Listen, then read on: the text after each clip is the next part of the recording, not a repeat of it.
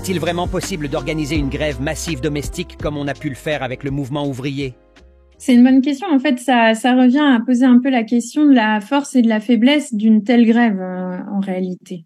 Donc, la force et les raisons pour lesquelles je la mets en avant, bon, d'abord, c'est son aspect stratégique quand même. Le fait que à la fois on touche au cœur de la domination de genre, puisque dans mon analyse, dans les théories de la reproduction sociale, il y a l'idée que voilà, si on est dominé, c'est qu'on est exploité, que nous est assigné un type de travail spécifique, le travail reproductif. Et du coup, si c'est vraiment le centre de la domination, ben inversement, la grève, et c'est vraiment l'analogie avec la classe, c'est l'arme toute trouvée pour pouvoir lutter contre la domination, pour pouvoir mettre en place un rapport de force. Et c'est vrai que à ce titre-là, ben, la grève du travail reproductif, la grève du travail domestique, elle a plein d'avantages. Ne serait-ce que déjà en termes de visibilisation d'à quel point c'est un travail qui est essentiel. Et ça, il me semble que on a eu un exemple intéressant justement de moments de visibilisation d'à quel point le travail reproductif était un travail essentiel au moment du Covid, quelque part. C'est un moment où on s'est rendu compte que le travail reproductif, c'était une des rares tâches qu'on pouvait pas confiner. Et ça, je trouve que ça a été un point d'appui après par la suite dans l'analyse féministe, parce qu'il y avait une prise de conscience vraiment à une large échelle que ce travail qui ordinairement dans le système habituel du capitalisme est méprisé, considéré comme à la limite du travail, très peu rémunéré. Eh bien en fait, si on l'arrête, enfin c'est impossible pour la société de tourner sans lui. C'est le slogan si les femmes s'arrêtent, tout s'arrête, et c'est un peu ça.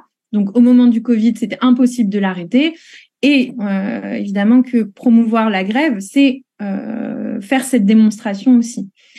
Et puis bien sûr, l'autre aspect qui est important, c'est de permettre l'auto-organisation des femmes et des minorités de genre, puisque une des difficultés à laquelle on est confronté dans les mouvements sociaux, c'est que les femmes et les minorités de genre ont beau participer aux mobilisations, du fait notamment de la double journée de travail, elles peuvent moins prendre de place, elles peuvent moins être mises en avant, et c'est vrai que cette grève du travail reproductif permettrait aussi ça. Après, j'entends aussi tout aussi bien toutes les critiques qui peuvent être faites à ce type de grève et qui sont des vraies difficultés auxquelles on est confronté en réalité. On touche en fait effectivement à la sphère privée, où les femmes et les minorités de genre se retrouvent extrêmement isolées. On est très loin en fait du travail tel qu'il est conçu habituellement sous le capitalisme, avec des grandes concentrations de travailleurs et de travailleuses qui du coup peuvent s'organiser collectivement pour construire leur grève, pour se soutenir, etc. Là, chacune est isolée dans son foyer, et du coup, évidemment, c'est pas évident de construire une telle grève. L'autre aspect, c'est que beaucoup des effets de la grève du travail reproductif ont lieu sur une temporalité qui est longue. En fait, par exemple, cesser de reproduire les travailleurs et les travailleuses intergénérationnellement, bon, les effets, c'est sur des dizaines d'années en fait. Donc forcément, c'est pas très efficace d'un point de vue stratégique là. Et inversement, et c'est la particularité de ce type de travail que j'expliquais au tout début, pour les effets qui sont les plus immédiats, là par contre, on peut être dans des enjeux de survie absolue. Mettons que par exemple, toutes les travailleuses du soin, de l'hôpital cessent de se mettent en grève. Bon bah là, on aurait un problème à très très brève échéance. En fait, du coup, c'est pas un problème insurmontable. C'est-à-dire que en fait, dans toute grève générale, il y a un moment où si on reprend pas la main sur la production pour la grève, les grévistes eux-mêmes se retrouvent dans une très mauvaise passe. Ils doivent bien manger, se transporter, aller sur les lieux de grève, etc. Donc, on a besoin de remettre en place la société pour les grévistes. Mais c'est vrai que la difficulté dans le cas de la grève du travail reproductif, du coup, c'est que ça demanderait un niveau d'auto-organisation très élevé très vite. Alors que dans le cas d'une grève générale, généralement, c'est des choses qui prennent du temps à l'échelle de jours, voire de semaines. Et là, comme il s'agit d'enjeux de survie très rapides, on aurait besoin d'avoir un haut niveau d'auto-organisation. Donc tout ça, ça plaide pour une difficulté de la grève du travail reproductif. Et c'est pour ça que moi, en tout cas, la façon dont je la conçois, elle est un peu double. C'est d'abord un mot d'ordre de visibilisation du travail reproductif et de construction du mouvement féministe.